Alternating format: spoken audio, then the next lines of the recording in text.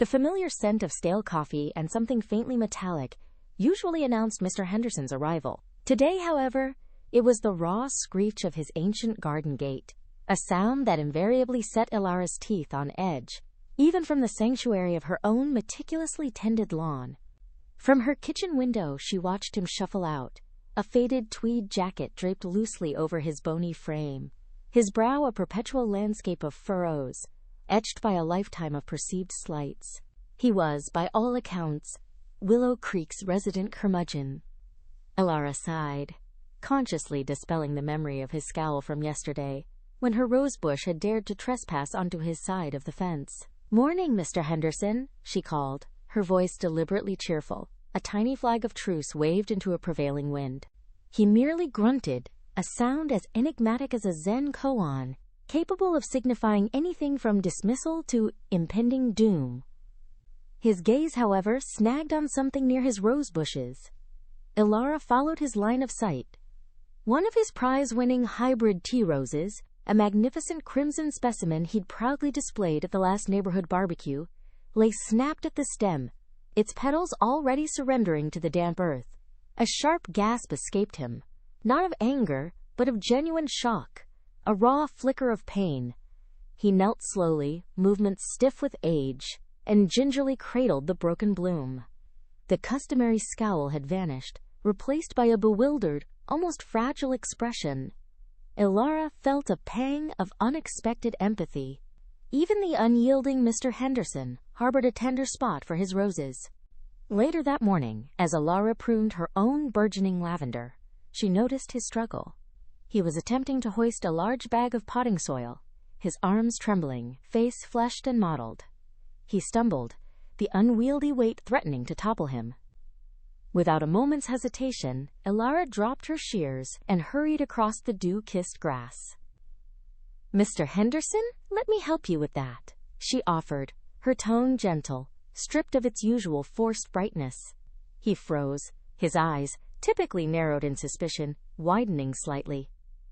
"No need," he mumbled, but the usual acrid bite was absent from his voice. He didn't resist when she grasped the other end of the heavy bag, her muscles straining but resolute. Together, they maneuvered it towards his shed. The silence between them was palpable, not thick with animosity, but with an awkward, unacknowledged armistice. "Thank you," he whispered as they finally set the bag down. The first words of gratitude Elara had ever heard from him. "You're welcome," she replied, offering a small, unfeigned smile. She noted the subtle tremor in his hand as he adjusted his spectacles. He looked worn, older than his years. That evening, Elara discovered a small, carefully wrapped package on her porch. Inside, nestled amongst tissue paper, lay a single, perfect crimson rose, a twin to the one that had broken. Tucked beneath it was a small, handwritten note, the script shaky. "From my new bush. Thank you for your kindness, H." A profound warmth bloomed in Elara's chest. This was more than just a rose. It was a peace offering, a bridge spanning years of grumbles and glares. It was a tangible testament that even the most hardened hearts could yield, softened by an act of unexpected compassion. The tension that had always hummed between their properties seemed to dissolve, replaced by a quiet understanding. The incident, though small, felt profoundly significant. It wasn't merely about a rose or a bag of soil, it was about a subtle shift in the weave of their shared existence, a testament to the quiet power of simply being a good neighbor. Elara carefully placed the rose in a vase, its vibrant color a beacon of hope against the deepening twilight. The air, typically charged with the expectation of Mr. Henderson's next complaint, now carried only the gentle hum of cicadas. This was more than a gesture. It was the nascent unfolding of something new, a belief confirmed that genuine kindness, offered without expectation, could indeed be the most potent force for change. She knew, with a certainty that settled deep within her, that this was merely the prelude. The next morning, as Elara savored her coffee, she heard not the familiar screech, but a soft click from Mr. Henderson's gate. He emerged, not with his customary scowl, but with a slight, almost imperceptible nod in her direction. It wasn't a smile, not yet, but it was undoubtedly a beginning. The air felt lighter, the sun brighter, and the world, for a moment, seemed a little more receptive to the unexpected bloom of human connection. A seed of kindness. The late afternoon sun, a bruised purple and orange, bled across the cracked window pane of Elara's small shop, casting long, wavering shadows across the worn wooden floor. A chill, the kind that promised an early frost, seeped in through the gaps in the old frame. Elara shivered, not from the cold, but from the knot of anxiety tightening in her stomach. The week's sales had been abysmal, barely enough to cover the cost of the fresh bread she'd bought this morning, let alone the increasingly overdue rent. She ran a hand through her streaked silver hair, her gaze falling on a half-finished embroidery of a soaring falcon, its vibrant threads a stark contrast to her own muted despair. A jingle of the bell above the door startled her. A young woman entered, her face partially obscured by a deep hood, but Elara recognized the threadbare coat. It was Lyra, one of the neighborhood children, often seen scavenging the market for discarded fruit. Lyra's eyes, usually bright with a fierce, almost feral intelligence, were downcast, her small frame trembling slightly. "Good afternoon, Lyra," Elara said, softening her voice. "What can I do for you?" Lyra mumbled something Elara couldn't quite catch. "Speak up, dear," Elara encouraged, her own worries momentarily forgotten. Lyra finally looked up, her gaze darting around the shop, avoiding Elara's eyes. My mother is very sick," she whispered, her voice barely audible. She needs medicine. The apothecary said it's very expensive." A single tear traced a clean path down her grimy cheek. Elara's heart ached. She knew the struggles of the families in this district all too well. Her gaze drifted to the small, secured cash box beneath the counter. What little money was inside was earmarked for the rent, a meager sum that wouldn't even cover a fraction of the apothecary's exorbitant prices. But the desperation in Lyra's eyes was unmistakable, a plea that transcended her own mounting troubles. She hesitated, her fingers brushing the cool, smooth surface of the cash box. The logical part of her screamed no, that she was barely keeping her own head above water. But the image of Lyra's mother, likely suffering alone in a cold, damp room, pushed those protests aside. Elara remembered a time, long ago, when she too had felt that same desperate hope, that same gnawing fear. "How much does the apothecary need?" Elara asked, her voice steady despite the tremor in her hands. Lyra named a sum that made Elara wince. It was almost everything in the box. Elara took a deep breath, her decision made. She unlatched the box, the metallic click echoing loudly in the quiet shop. She counted out the coins, her fingers moving slowly, deliberately, as if each piece held a weighty decision. She left just enough to buy a loaf of bread and a few vegetables for the next day, a risky gamble. She placed the coins in Lyra's trembling hand. "Take this, dear. Go to the apothecary immediately.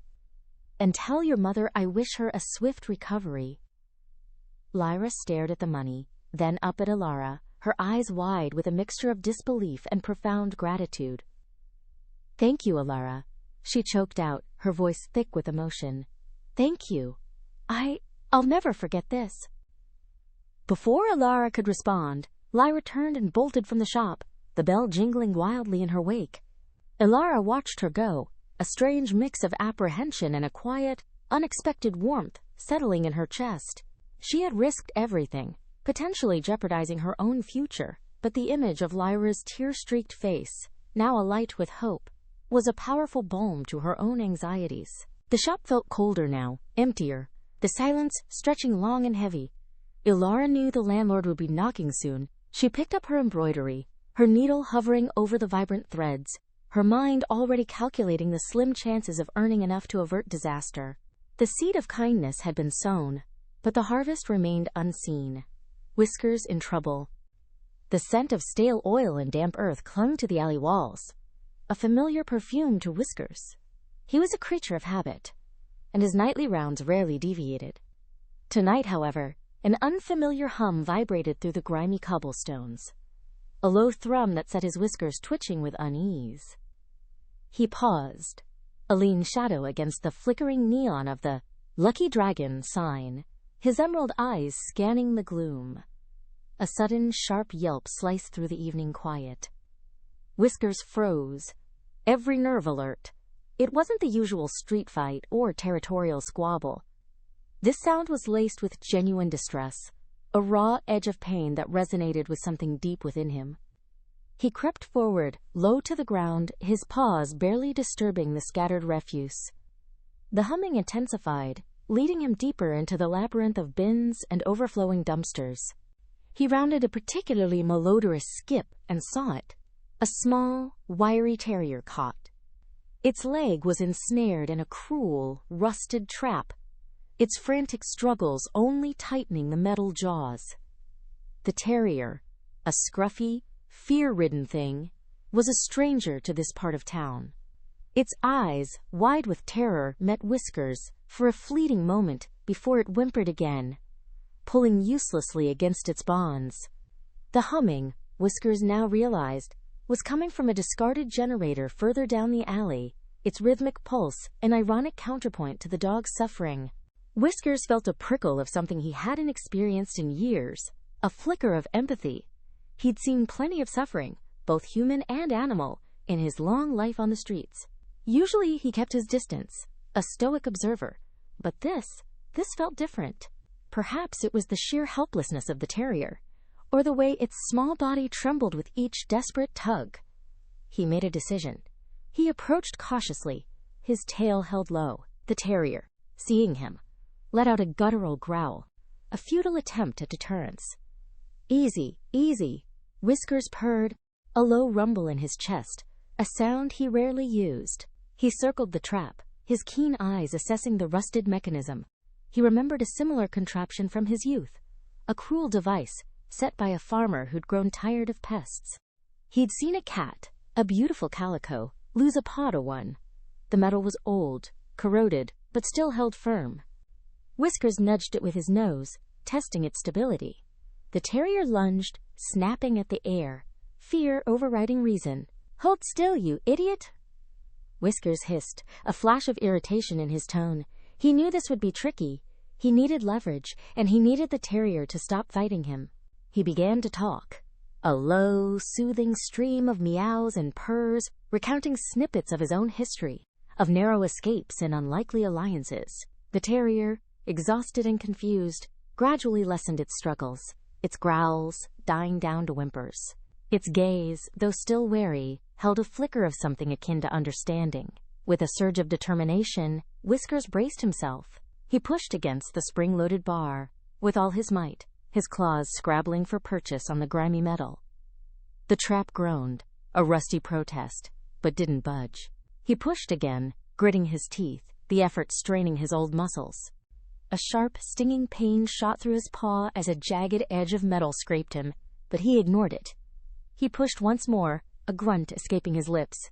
With a sudden, echoing clang, the trap sprang open. The terrier yelped, pulling its leg free, a raw, bleeding gash marring its fur. It scrambled backward, whimpering, before looking at Whiskers with a gaze that had transformed from terror to bewildered gratitude. Whiskers, panting, simply nodded, a silent acknowledgement. He licked his own injured paw, the taste of rust, and his own blood filling his mouth. He watched the terrier hobble away, disappearing into the shadows. A fleeting glimpse of its matted tail. Whiskers felt a strange lightness, a sense of quiet satisfaction. The humming generator continued its relentless thrum, but now it seemed less ominous, more like a distant, irrelevant background noise. He had helped. He, Whiskers, the solitary survivor, had intervened, and in doing so, a tiny, almost imperceptible shift had occurred within him. The city, usually so indifferent, felt a fraction less bleak. A brave rescue. The blizzard shrieked, a banshee wailing around the flimsy walls of the old shack. Elias clutched his worn wool blanket tighter, the meager warmth doing little to dispel the icy tendrils creeping through the cracks. His gaze flickered to the small, shivering form of Elara, huddled by the dying embers of the fire. Her cough, a dry rasp that had grown worse with each passing hour, tore at his gut. They were out of firewood, out of food, and the nearest village was a day's brutal trek, even in good weather. In this tempest, it was a death sentence. A faint, almost imperceptible cry pierced the roar of the wind. Elias frowned, straining his ears. It came again, a desperate, thin sound. "Did you hear that?" he whispered, his voice hoarse. Elara lifted her head, her eyes wide and glassy. "Hear what, Papa?" He pushed himself up, the stiffness in his old bones protesting. A sound. Outside. He limped to the rickety door, his hand hovering over the latch. Every instinct screamed at him to stay put, to conserve their dwindling energy, but that cry, it had been human. "Papa, no!" Elara's voice was weak, but laced with fear. "It's too cold.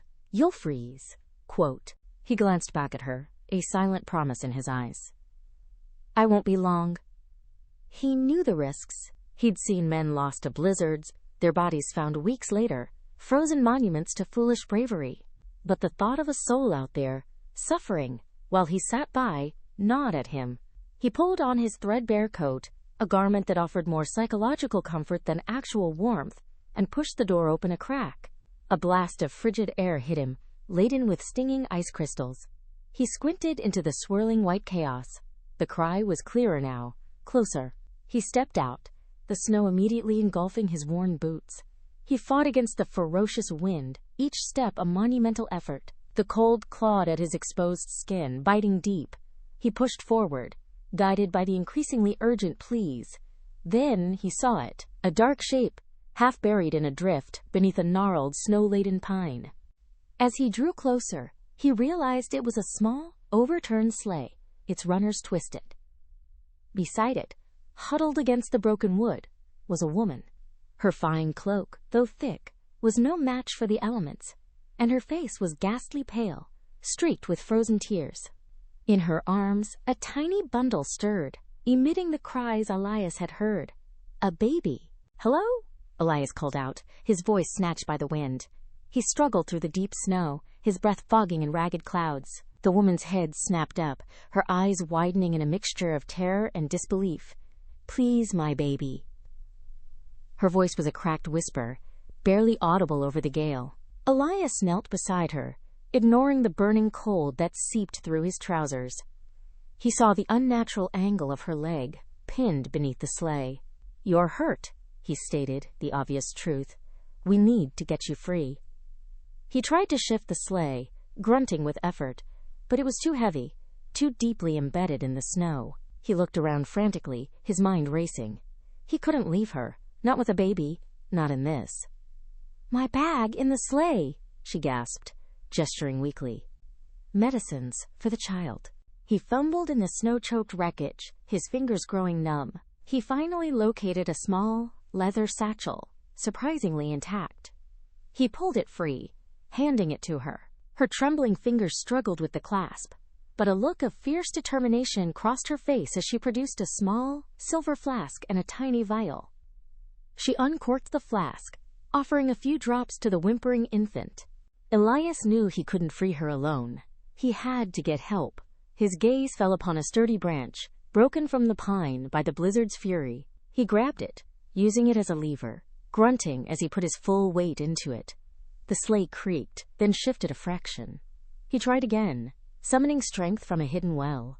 With a final, desperate surge, the sleigh groaned, lifting just enough for the woman to drag her leg free, a cry of pain escaping her lips. "Can you stand?" Elias asked, offering his hand. She tried, but crumpled, her leg clearly broken. I can't." Tears of frustration and pain streamed down her cheeks. Elias knew then what he had to do. He couldn't carry her and the baby. He reached into his coat, pulling out the small, carved wooden bird Elara had given him. He placed it carefully in the woman's gloved hand. "Hold this. I'm going to get Elara. We will help you." The words were a promise, a beacon against the encroaching despair. He turned, the wind whipping at his face, and began the arduous trek back to the shack, the image of the injured woman and her helpless child searing into his mind, driving him forward through the blinding, unforgiving storm. He wouldn't fail them. Small changes, persistent kindness, The mingled scents of brewing coffee and aged paper always comforted Elara in Mrs. Gable's cramped office. She watched Mrs. Gable's precise hand stamp a stack of forms, the rhythmic thud a soft counterpoint to the fluorescent light's ancient hum. "You know, Elara," Mrs. Gable murmured, not looking up, her voice a low purr, "Mr. Henderson in accounting needs assistance with their quarterly report. Just a few hours weekly, mostly data entry and cross-referencing." Elara's heart gave a hopeful lurch. "Really? I'd be delighted." She'd been slogging through extra mailroom shifts, pushing carts burdened with inter-office envelopes. But an accounting opportunity, even a minor one, felt like a significant step. It was a subtle shift, almost invisible to others. Yet for Elara, it promised to alter the stagnant currents of her life. Later that afternoon, navigating the accounting department's maze-like corridors, Elara found Mr. Henderson's office. He was a man whose brow seemed permanently etched with worry, presiding over ledgers piled in defiance of gravity. He greeted her with a terse grunt, gesturing toward a desk swamped with spreadsheets. "Input these figures. Double-check everything. I require perfection." His clipped tone offered no quarter for error or pleasantries. Elara nodded, her resolve solidifying. She would deliver flawless work. Days blurred into weeks. Elara spent her mornings in the mailroom, her afternoons hunched over spreadsheets, numbers coalescing into an intricate, dizzying dance. One Tuesday, leaving accounting, she noticed Mr. Henderson wrestling with a bulky box of old files. He grunted, his face reddening with strain. Without a moment's hesitation, Elara stepped forward. "May I help you with that, Mr. Henderson?" He looked startled, his grip momentarily faltering. "Nonsense, I manage." But his voice lacked conviction. "It's no trouble at all," Elara insisted, her tone gentle yet firm. She took one end of the box, surprised by its heft. Together, they maneuvered it to the storage closet. The silence between them was thick, punctuated only by their labored breathing. When they set the box down, Mr. Henderson straightened, rubbing his lower back. "Thank you, Elara," he said, the words sounding uncharacteristic on his lips. His gaze, typically so remote, held a fleeting spark of genuine appreciation. It was a hairline fracture in his gruff exterior, a faint, almost imperceptible softening. The following morning, a small, potted violet graced Elara's accounting desk.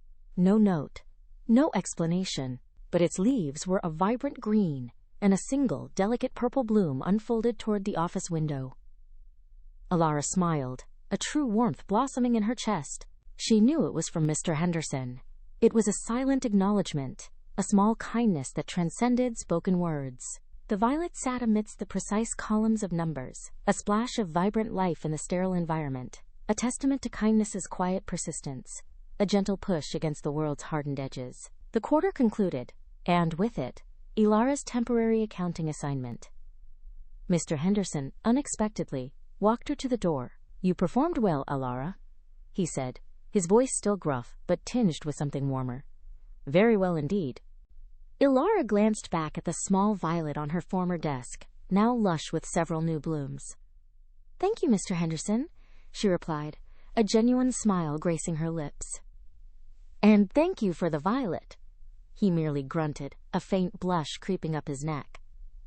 But as Elara turned to leave, she caught him looking at the violet, a soft, almost imperceptible smile playing on his lips. The subtle changes were beginning to ripple outward, touching even the most unexpected corners. The great storm. The wind began its low moan early that morning, a sound that quickly escalated into a mournful howl, rattling the panes of the old lighthouse. Elias, his face etched with concern, squinted out at the churning gray expanse of the sea. The sky, a bruised purple, pressed down heavily, an ominous blanket over the usually vibrant coast. "She's brewing, Elara," he rumbled, his voice barely audible above the rising tempest. Elara, securing the last of the loose equipment on the lantern room's outer walkway, nodded grimly. Her usually nimble fingers were stiff with the cold, but her movements were precise, born of years living by the sea. "Worse than anything I've seen since the '98 storm, Papa." The barometers dropped like a stone. Down below, young Finn, barely 9 years old, was already dragging sandbags to the base of the lighthouse door, his small frame straining with the effort. He glanced nervously at the darkening horizon, the raw power of the impending storm a tangible presence. "Will the boat be safe, Papa?" he called up, his voice thin against the gale.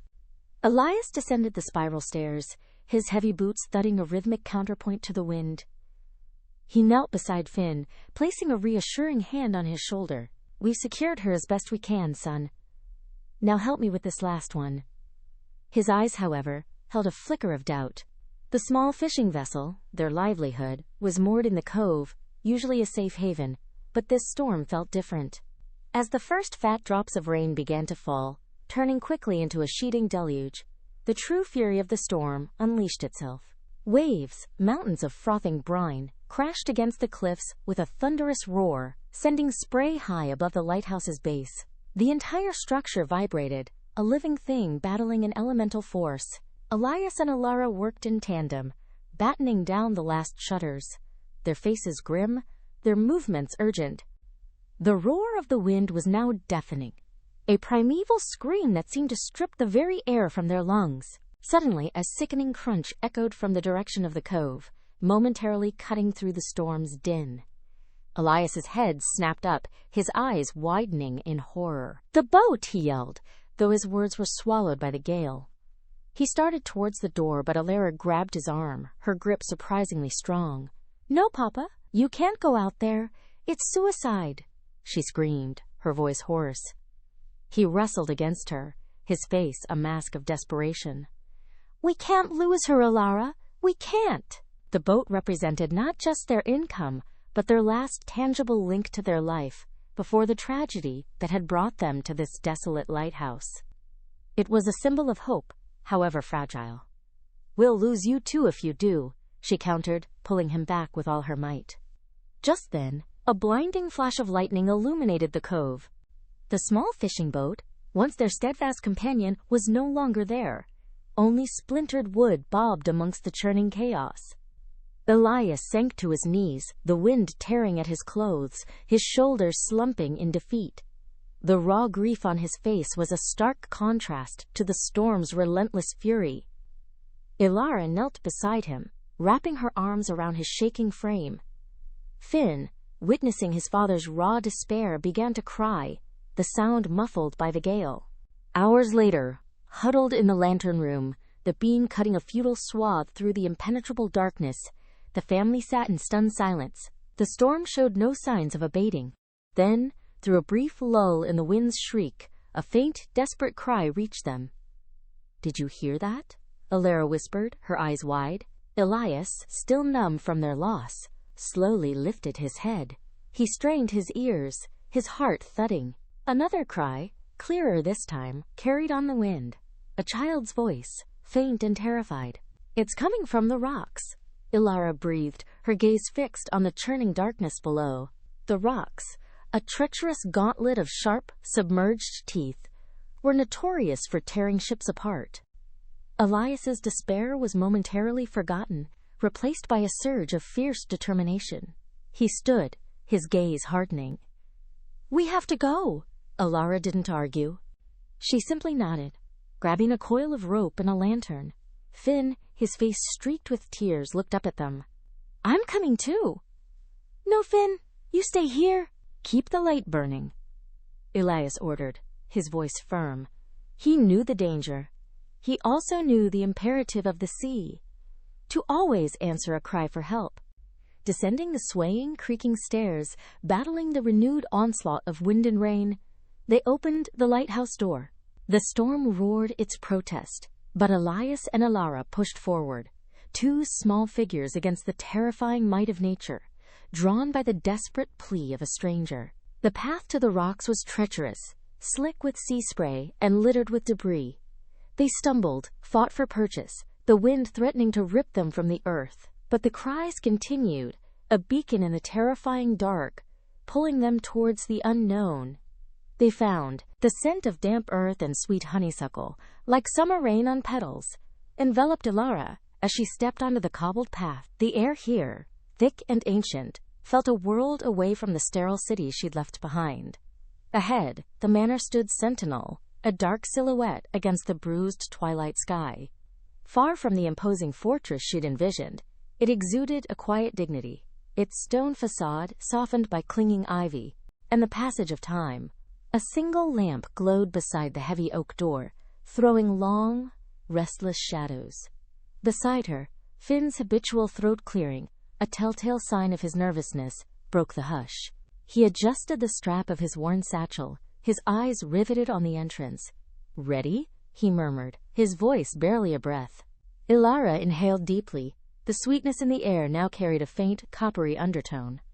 "As I'll ever be." Her hand instinctively sought the small, leather-bound journal tucked into her coat pocket, her grandmother's, a trove of cryptic notes and faded sketches. It was her sole compass, guiding her on this chase after a ghost and a promise. Before they could reach the door, it swung inward with a low groan. A woman, slender yet commanding, was silhouetted against the warm glow from within. Her silver hair, drawn back in a neat bun, framed a simple, unadorned dark dress. Her direct gaze spoke of a life lived without pretense. "You must be Elara, and Finn, I presume?" Her voice, surprisingly gentle despite its clear authority, lacked the frostiness Elara had steeled herself for. "Yes," Elara managed, a sudden tightness in her throat catching her off guard. The woman stepped aside, a graceful gesture. "Come in, before the evening chill truly settles. I am Mrs. Albright, the housekeeper." Her eyes, a striking hazel, lingered on Elara a moment too long, a fleeting, unreadable expression crossing them. The foyer was immense, lit by a wrought-iron chandelier holding thick, beeswax candles. The air within was warm, a comforting melange of beeswax, aged wood, and a hint of baking spices. To their left, a fire crackled merrily in a large stone hearth. This felt like a home, not a relic.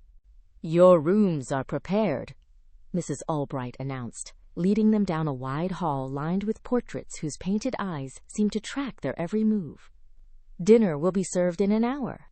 I imagine you're both weary from your journey." "We are, thank you," Finn replied, his usual guardedness momentarily displaced by the unexpected warmth of their welcome. He surveyed their surroundings with an almost childlike wonder. Elara, however, felt a prickle of unease. This was not the hostile reception she'd anticipated from the family, who had so vehemently opposed her grandmother's unconventional life. The lack of animosity, the genuine welcome, felt suspect.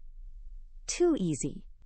As they ascended the grand staircase, its banister smooth and cool beneath Elara's fingertips, she couldn't shake the growing conviction that she was overlooking something vital. This house, this woman, held secrets. She was certain of it. Mrs. Albright paused on the landing, turning to face them. "Your grandmother spoke of you, Elara," she said, her voice softening, tinged with wistfulness. "Often. She would have been very proud." The words struck Elara with the force of a physical blow. Her grandmother rarely spoke of her family, let alone shared such personal sentiments with a housekeeper. A knot of suspicion tightened in her stomach. She did?" Elara stammered, striving to conceal the tremor in her voice. Mrs. Albright's lips curved into a faint, knowing smile. "Indeed? She knew you would come, eventually." Her gaze held Elara's, a silent message passing between them. Then, with a gentle nod, she indicated 2 doors further down the corridor. "Sleep well, children. We'll talk more tomorrow." As Mrs. Albright descended the stairs, her figure receding into the deepening shadows, Elara felt a chill unrelated to the evening air. She exchanged a glance with Finn, whose brow was furrowed in confusion. "That was unexpected," he whispered, pushing open the door to his room. "More than unexpected," Elara countered, stepping into her own spacious chamber. A roaring fire already blazed in the hearth, banishing any lingering cold. On the bedside table sat a small, intricately carved wooden box. She approached it cautiously, her heart thrumming. Lifting the lid, she found it empty save for a single pressed violet, her grandmother's favorite flower, and underneath it, a folded note. Elara picked it up, her fingers trembling slightly. The handwriting was her grandmother's, unmistakable. "Welcome home, my dear. The first clue is in the attic. You'll find it when you're ready. And remember, kindness is often the sharpest blade."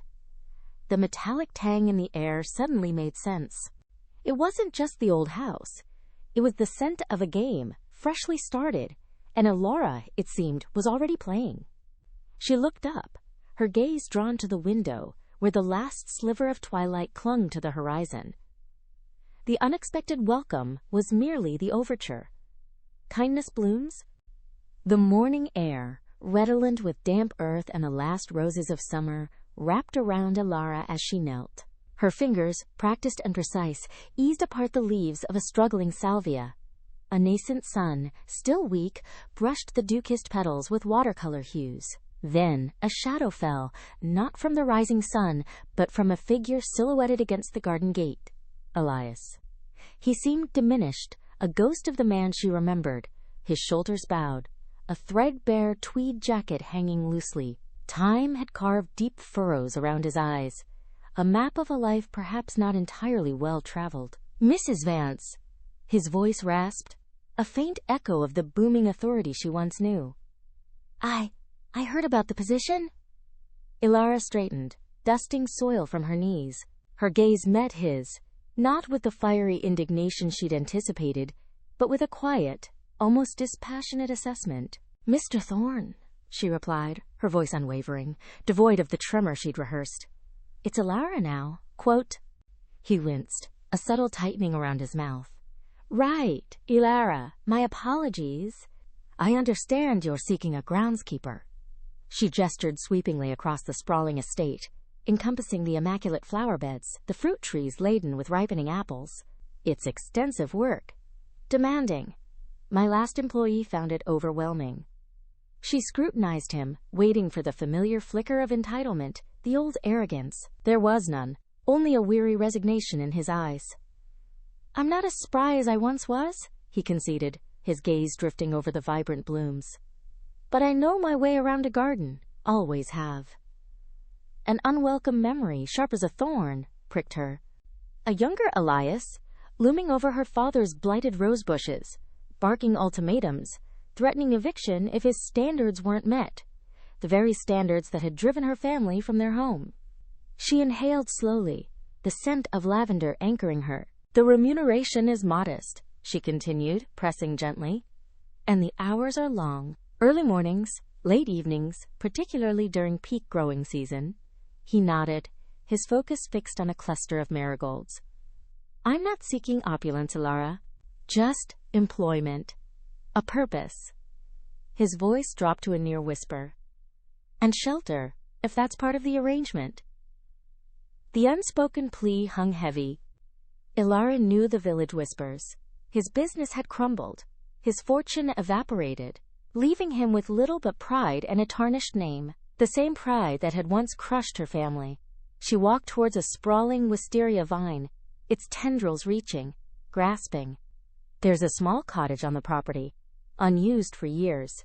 It requires attention, but it's dry and has a fireplace." She paused, turning to face him fully. "I'll be honest, Mr. Thorne. This isn't an easy decision for me." Quote. He met her gaze then, and for the first time she saw something beyond weariness, a raw, unvarnished shame. "I understand," he said, his voice barely audible. "I wouldn't blame you if you turned me away." The word settled between them, dense, with unspoken history. The air, once crisp and sweet, now felt thick with the sediment of decades. Elara felt a surge of ancient anger, an urge to recount every injustice. But then she looked at his slumped shoulders, the frayed cuffs, the stark vulnerability in his eyes. The man before her was no longer the titan of her childhood nightmares. He was merely an old man, broken by life, much as her own father had been. "Start tomorrow," she said, her voice surprisingly soft. "The cottage keys are in the shed, next to the gardening tools. There's some dry firewood, too, and a small pantry, stocked with essentials. Enough to get you through the first few days." He looked up, a flicker of disbelief, then profound relief, washing over his face. "Thank you, Elara," he said, his voice thick with emotion. "Thank you." Quote. Elara simply nodded, turning back to the salvia. The sun had climbed higher, warming her back. The initial chill had surrendered to a gentle warmth. She watched as Elias slowly, almost tentatively, made his way towards the shed, his steps no longer weighed down by the past, but by the quiet promise of a new beginning. The garden, usually a sanctuary of peaceful solitude, now hummed with a different energy, a fragile hope unfurling amidst the familiar scents and colors. Life comes full circle. The scent of old paper and dust, mingled with the faint aroma of freshly brewed coffee, was a familiar comfort in the archives. Amelia ran a gloved hand over a leather-bound journal. Its spine cracked with age, the embossed title faded but still legible.